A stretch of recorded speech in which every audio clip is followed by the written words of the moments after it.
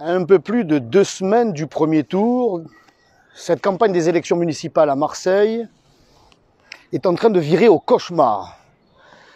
Bruno Gilles et Martine Vassal, non contents de recruter les vestiges du système Gaudin, se disputent les vestiges du système Guérini.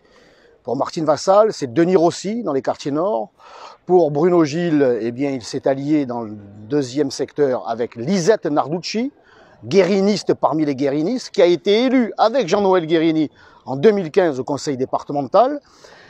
Et comme la gauche a horreur d'être en retard en matière de magouille, eh bien, Jérémy Bacchi, tête de liste dans les 13e et 14e arrondissements pour le printemps marseillais, qui s'apprête à devenir un hiver guériniste, un hiver socialiste, eh bien, est en pleine tractation avec une certaine Sylvie Andrieux.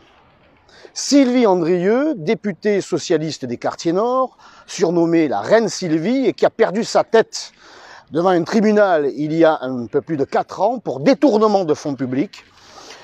Elle a été condamnée à 4 ans de prison, dont 1 an ferme.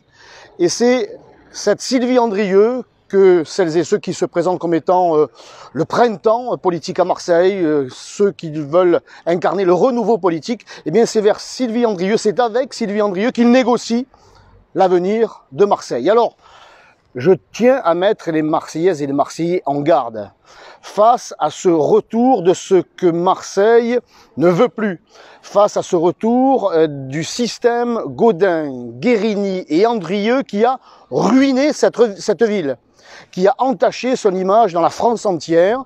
Eh bien, la seule alternative, c'est le Rassemblement national qui a démontré dans les 13e et 14e arrondissements que l'on pouvait faire de la politique autrement, que l'on pouvait faire de la politique proprement.